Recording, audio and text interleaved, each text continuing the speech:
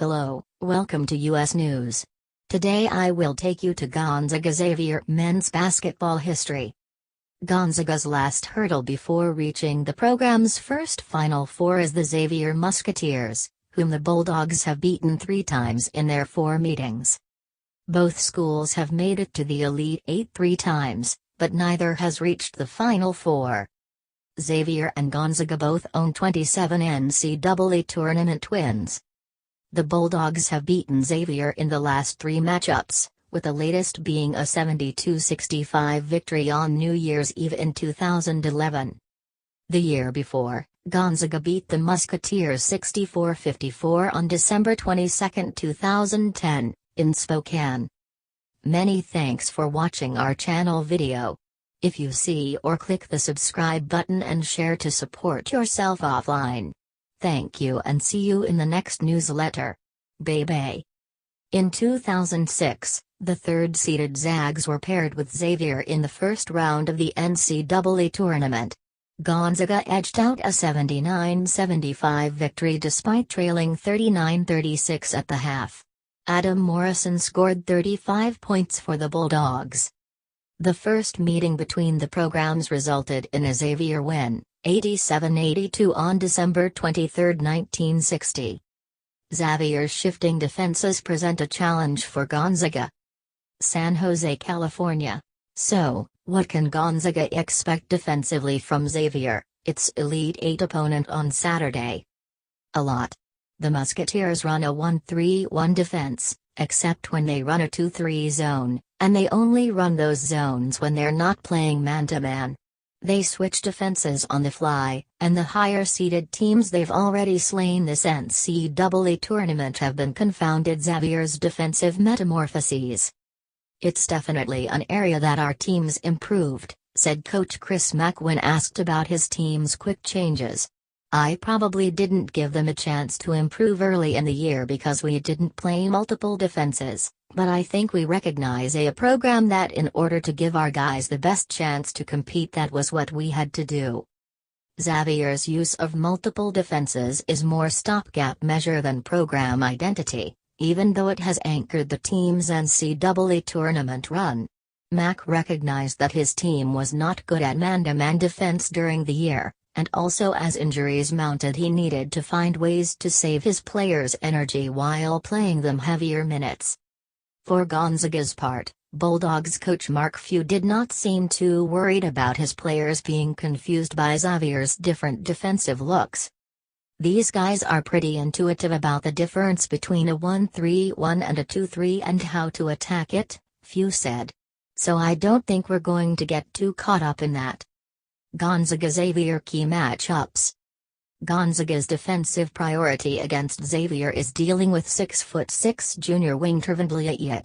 The versatile Blyat has made 11 3-pointers and scored at least 20 points in all 3 of Xavier's NCAA tournament wins.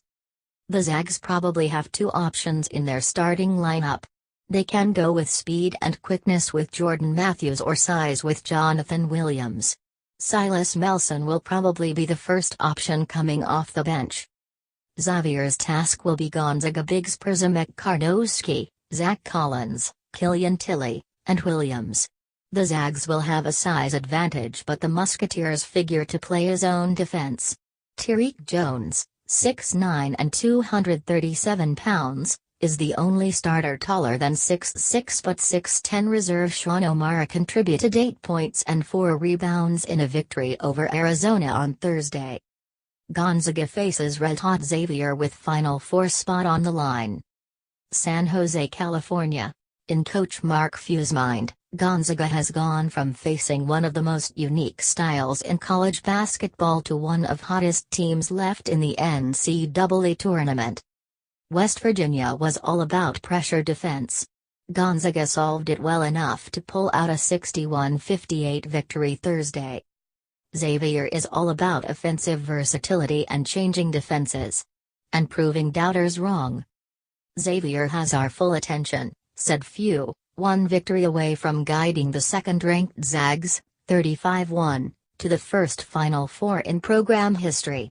I mean, they are on an absolute roll. shooting the ball probably as good as anybody in the tournament right now.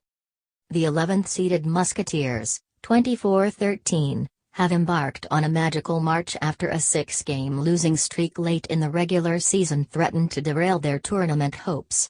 A Big East tournament win over Butler probably clinched Xavier's at-large bid. Still, not much was expected from Xavier entering the tournament. The Musketeers lost starting point guard Edmund Sumner, 15 points per game, 5 assists, to a season-ending knee injury in late January, and standout twin Tervin Blyat was battling an ankle injury that he says still hasn't quite fully healed. "We came closer," said freshman Quentin Gooden, who stepped in for Sumner at point guard. Malcolm Bernard called a team meeting after senior night and said, "We have to quit this losing stuff or we're not going to make the tourney. We wanted to show everybody we're not done." Far from it. Xavier has tourney wins over number 6 Maryland, number 3 Florida State and number 2 Arizona. The Musketeers thumped Florida State by 25. They beat Arizona with a 9-0 closing kick in a 73-71 victory Thursday. They join LSU, 1987, as the only squads in tournament history to beat 3 top 6 seeds in their first 3 games. Blyat, a 6'6" junior wing who originally committed to UCLA, is averaging 25 points in the tournament. He dropped 40 points on Cincinnati in late January. "I would say I'm more of a 3, a 2, a 4, said Blyat, when asked about his position. "Whatever position needs to be done. I'm physically strong enough to compete with some of the bigs. As far as IQ, shooting and ball handling, I feel like I can be with the guards." Blyat is one of several Musketeers in the 6'4" to 6'6" range that can score from beyond the three-point arc or off the dribble. Blyat is shooting nearly 48% on threes and the team checks in at 46.4. "He's a nice-sized wing capable of making threes, a little bounce to his game, and he has a ton of freedom," said Zags assistant coach Tommy Lloyd, who joined Donnie Daniels in compiling the scouting report. "Just a guy we're going to dedicate a lot of attention to and try not to give him much space." Lloyd said Xavier players have freedom to create, but the team also runs a high number of set plays. Xavier, despite only one starter taller than 6'6", outscored Arizona's sizable front court at 38-32 in the paint. "They probably get tired of hearing me say this, that you have to get the ball into what we call the box, the lane, through a few ways," Coach Chris Mack said. "And that's through post-ups, drives, offensive rebounds and set plays." Gonzaga can expect to see quite a bit of zone defense, which could put pressure on the guards to deliver from the perimeter. Arizona was just 7 of 27 from distance. "A zone leaves a lot of threes available," Gonzaga guard Silas Melson said. "But our main attack is being ourselves and still trying to get it into our big guys down low because they're so efficient." The Musketeers use a 1-1-3, 2-3 and 1-3-1. They relied on a 7-man rotation against Arizona, and the zone helps keeps players fresher. "Quite honestly, we weren't very good at man," Mack said, "and I'm not going to keep doing something if it's not effective." Matchup allows Xavier to get a load of Gonzaga's Przemek Karnowski. San Jose, California. It seems like every team that doesn't regularly play Gonzaga throughout the season meets the Zags with open mouths and wide eyes. Their shock is usually directed toward the big fellow with an even bigger beard. Like most teams in the postseason, Xavier has been a bit surprised at the size Przemek Karnowski brings to the post. Musketeers head coach Chris Mack said Karnowski's 7'1", 300-pound stature and his ability to move the ball has caused some concern to his team heading into the Elite Eight showing with Gonzaga on Saturday. "He's a load," Mack said on Friday. Mack compared Karnowski's build to that of 6'10", 270-pound Matt Stainbrook, who left Xavier 2 years ago. "The similarities, they're eerie," Mack said. "There are plenty of similarities between the two, such as size and their offensive leadership on the stat sheet." But there are also a mound of differences, which has made scouting the Goose Center somewhat difficult for Xavier. Karnowski's force in the paint and his defensive pressure at the hoop is unlike anything the Musketeers have seen this year. Mack said preparing for the big man won't be an easy task. He has a great touch, a unique ability to pass from his position, Mack said. Gonzaga does a good job of keeping him in the rim defensively. That's one of the reasons they have the best defense in the country by their numbers. So he's a big challenge.